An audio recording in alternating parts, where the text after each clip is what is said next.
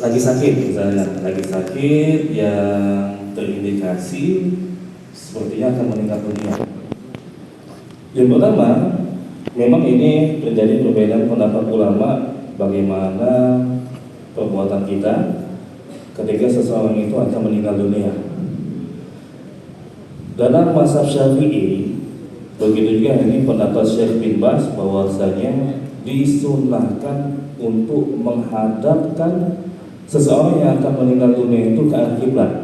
Ini disunahkan. Mazhab Syafi'i dan salah satunya juga ini pendapat Syekh bin Baz. Namun kalau tidak menghadapkan ke kiblat tidak jadi masalah, karena hukumnya sunnah. Walaupun ini perbedaan pendapat ulama. Yang pertama kata Imam Nawawi, kita langsung prakteknya ya. Teori-teorinya sebelumnya sudah disampaikan, kitabnya apa, dalilnya apa. Disunahkan menghadap ke kiblat sana ya, sepakat ya, kiblat sana dengan berbaring di sisi kanan badan, seperti kita memasukkan jenazah ke lahat. Tanpa berbaring sini ya. Kalau bisa dewek lah jauh. Ya, ke arah kiblat. Nah, ke arah kiblat. Nah, ini. Ini yang paling abdul menurut Imam Nawawi, diarahkan ke arah kiblat ketika seseorang itu akan meninggal dunia. Nah, kalau saat ini paling abdul ya. Kalau seandainya tidak bisa dibaringkan dan bertumpu di sisi kanan, umpamanya yang sakitnya di kanan, lukanya sebelah kanan dan masalahnya ada di sebelah kanan badannya, maka boleh ke arah bertumpu ke arah kiri dibalik. Ini cara pertama ya, yang paling abdul.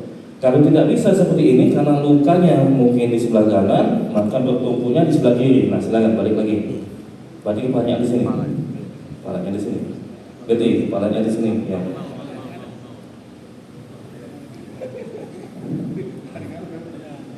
Nah, ini.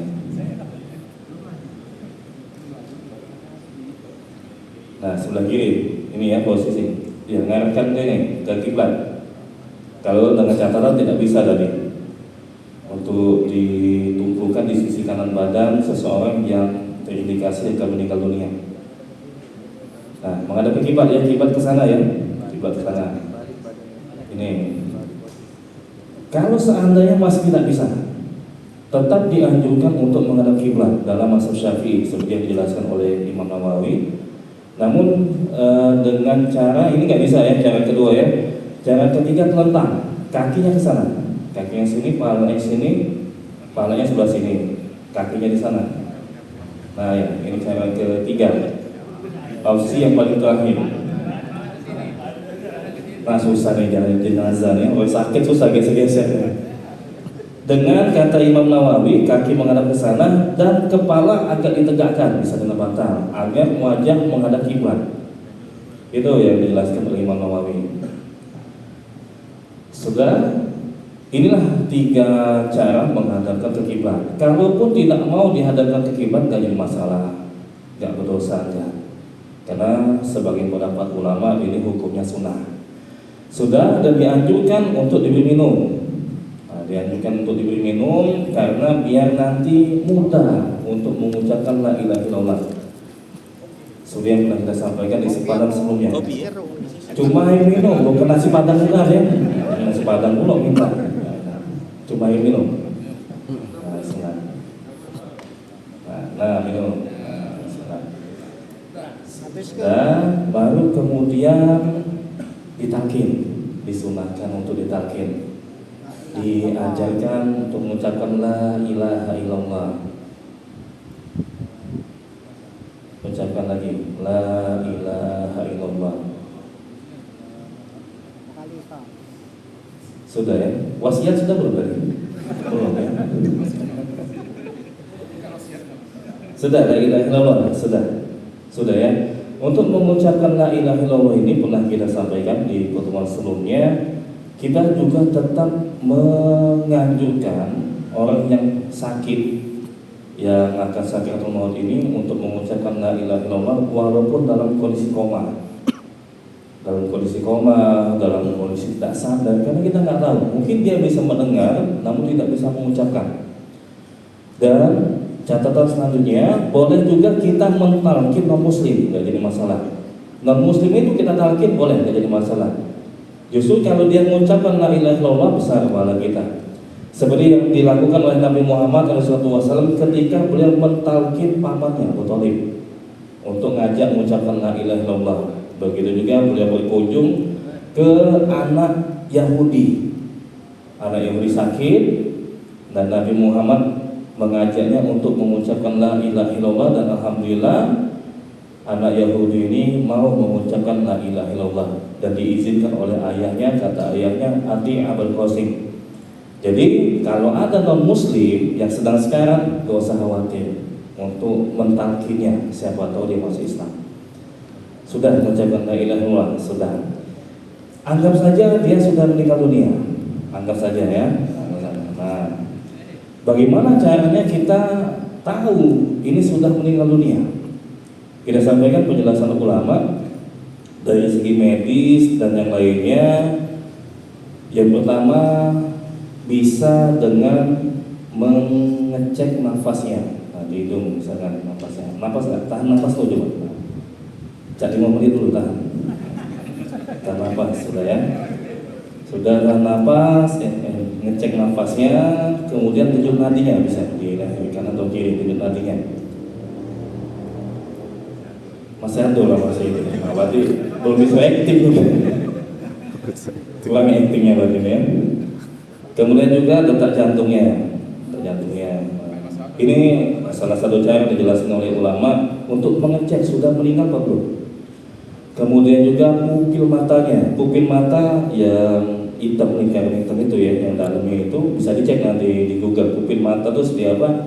Orang yang sudah meninggal dunia, pupil matanya itu akan semakin membesar, lebih besar pada ketika dia masih hidup. Dicek pupil matanya, oh membesar. Dan kalau disenter, dikasih cahaya, itu nggak ada pengaruh. Beda orang yang masih hidup, ketika disenter, diberikan cahaya, matanya itu akan berpengaruh. Melihat kanan, misalnya melihat ke kiri, ada reaksinya. Namun orang yang sudah meninggal dunia, maka ketika diberikan cahaya di matanya, terutama di pupilnya, itu tidak ada pengaruhnya. Kemudian juga dijelaskan kakinya itu jadi rileks. Rileks itu bisa jadi kakinya nanti segini, nggak tegang. Kalau kita tidur kan, misalnya segini ya, nah segini ya. Namun kalau meninggal dunia, bisa jadi nanti kakinya rileks seperti ini, semakin tertunduk atau semakin seperti ini. Untuk lebih pastinya lagi, tanya tim kesehatan, hubungi. Oh gimana? Ini sudah meninggal dunia atau belum? Jelas ya? Ini pertanyaan nanti apa gimana nih, Pak Dede? Apa langsung? Langsung aja ya nanti pertanyaannya. Nah ini berarti sudah dicek semuanya. Ternyata denyut nadinya nggak ada, detak jantungnya, badannya, dadanya nggak kelihatan bergerak. Nafasnya juga nggak ada, kakinya juga sudah mulai melemah, kelihatan pupil matanya juga membesar, dan ciri-ciri yang lainnya. Nanti beberapa jam kemudian badannya akan semakin kaku. Itu ciri-ciri orang yang meninggal dunia. Anggap saja ini dikatakan sudah meninggal dunia, maka ada sunnah selanjutnya. Sunnah selanjutnya, ketika sudah dipastikan bahwa seseorang ini meninggal dunia, maka disunahkan untuk memejamkan matanya. Nah, sebagaimana yang dilakukan oleh Rasul SAW ketika beliau menemui Abu Salamah fa'amadahu. Beliau SAW memejamkan mata jenazah Abu Salamah dengan mengatakan innaruh idza qabida tabi'ul basar. Ruh itu kalau dicabut, maka pandangan matanya itu akan mengikuti arah ruh dari mana dicabut. Bisa jadi bola matanya itu ke atas, namun ke kanan. Bisa jadi kayak gitu. Atau bola matanya nanti ke kiri dan berada di atas. Karena mengikuti ketika ruh itu dicabut, sebelah mana diikuti. Sudah ditutup ya matanya. Dan dianjurkan juga sebagaimana yang telah kita sampaikan pada pertemuan sebelumnya, dianjurkan untuk direnggangkan persendiannya, direnggangkan segini kakinya, karena makin lama nanti akan makin mengeras. Nah, biar tidak cepat mengiras, biar tidak cepat kaku badannya. Sudah, seperti itu ya. Dianjurkan juga untuk mengikat rahangnya dengan perban ketika sudah dipastikan meninggal dunia. Mana? Pasti ada perban? Nggak ada? Nggak ada? Oh ya ada. Nggak ada ya, anggap aja diikat ya di sini. Tujuannya apa? Tangan juga diikat nanti ya, kaki juga diikat.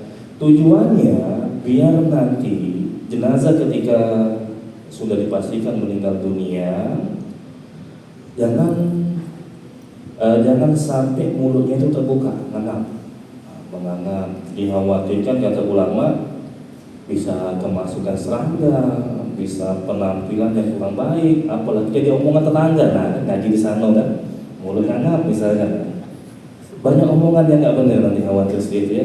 Dan posisi tangan dilihat, nanti badan jenazahnya akan kaku. Kita mau ngurus tangan jenazah itu nanti setiap ketika mengkafaninya, ketika memakamkannya, memasukkannya ke liang lahat, boleh tangan jenazah seperti ini, boleh seperti ini juga, nggak jadi masalah. Nggak ada aturan khusus ketika nanti kita mengkafani jenazah, sehingga langsung diatur kira-kira posisi tangan jenazah itu nanti gimana, untuk memudahkan dalam memandikan, mengkafani, begitu juga memasukkan ke liang lahat nantinya. Kalau tangan jenazah dibiarin aja, orang meninggal dunia itu macam-macam, ada tandanya kayak gitu. Nanti masukin ke liang lahat gimana? Ada tangan coba kayak gini nanti. Nah, misalkan kayak gini, kaku mau kayak gini, gimana kita memandikannya nanti? Gimana mau mengkafannya? Susah nanti. Jenazah mau kayak gini nanti kan, misalkan. Makanya dianjurkan untuk segera mengikat dengan kain kafan atau yang lainnya. Begitu juga kakinya diikat biar nanti memudahkan ketika proses memandikan, memakamkan, dan mengkafani. Kalau kakinya masih ketekuk, umpamanya ketekuk kayak gini misalnya, nah, kalau siapa kita nggak tahu, mungkin dia meninggal seperti ini kondisinya, maka diluruskan.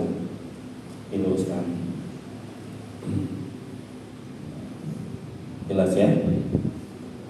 Kemudian juga dianjurkan dalam memperlakukan orang yang baru meninggal dunia, dianjurkan untuk dipindahkan ke atas ranjang atau diberi alas, alas apa, kasur misalkan, atau ranjang, dipindahkan. Ini kan wafatnya di lantai misalkan, maka dianjurkan untuk diangkat, dipindahkan, ditaruh alas di bawahnya. Sekali lagi, bisa kasur, bisa ranjang, bisa apapun itu. Ada? Nggak ada? Nggak ada alasnya? Ada nggak? Nggak ada juga? Hah?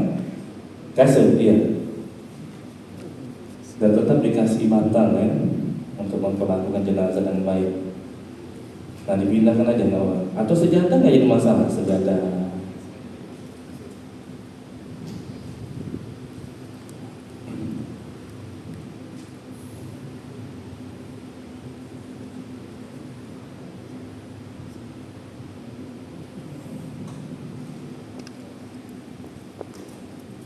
Nah, ini dianjurkan. Kenapa ulama mengatakan dianjurkan untuk dipindahkan di atas alas, kasur atau yang sejenis?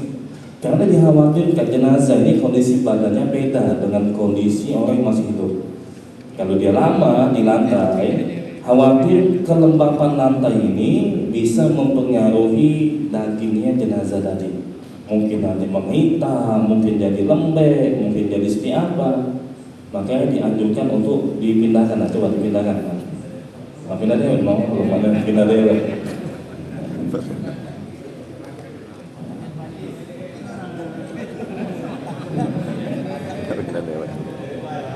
Manjanya. Sudah dipindahkan di kasurnya, dianjurkan seperti itu. Kemudian dianjurkan juga kata ulama untuk pakaiannya dilepas. Nah, sampai sempak lepas. Mana kain? Ada nggak kain? Kain penutup ada nggak? Nah, tutup ya. Dianjurkan pakaiannya dilepas, namun dengan tetap menutup aurat. Apa alasan ulama menganjurkan untuk pakaian dilepas? Agar nanti suhu panas ketika dia menggunakan pakaian tidak merusak badan jenazah. Mungkin karena panas jadi menghitam dan seterusnya. Sekaligus juga ditutup. Jenazah disunahkan untuk ditutup menggunakan kain, sebagaimana Rasul SAW ketika beliau meninggal dunia, beliau ditutup menggunakan kain dari Yaman yang bermotifkan bergaris-garis. Dan masih ada anjuran yang dijelaskan oleh ulama. 4 mazhab menjelaskan bahwasanya dianjurkan untuk ditaruh benda yang berat di atas perut jenazah. Ulama 4 mazhab zaman dulu. Ada batu katanya. Ya, dianjurkan seperti itu ya. Nah, Bapak, dianjurkan ya. Anggap saja ini batu misalnya saja, atau benda berat yang lainnya. Nah, kita sampaikan dulu kenapa ulama mengatakan dianjurkan jenazah itu untuk diletakkan benda berat di atas perutnya, agar tujuannya biar perutnya nggak mengembang.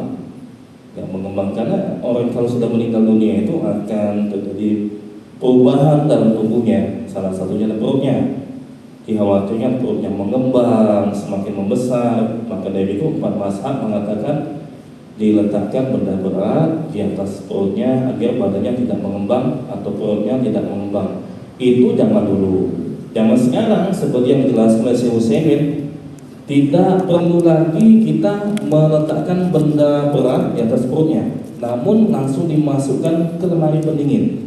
Selesai urusan. Tujuannya kan agar tetap menjaga kondisi badan, nggak cepat ngembang, nggak cepat membesar, nggak cepat membusuk. Maka jangan zaman sekarang yang semakin berkembang teknologi, kata Syekh Utsaimin, cukup dimasukkan ke lemari pendingin, nggak perlu lagi ditaruh benda berat di atas perut jenazah. Namun ini kalau kita lihat kitab klasik ulama zaman dulu, penerapannya seperti ini. Sudah ya, selesai. Ini perbuatan-perbuatan yang dianjurkan ketika seseorang itu telah dinyatakan meninggal dunia. Jelas ya, saudara ya. Setelah ini baru kemudian kita mempraktekkan cara memandikan jenazah. Nah, di mana? Di sini, di mana? Sini ya. Nah, sudah silakan sini. Pakai kasur dulu, kesian jenazahnya nih, sakit kalian.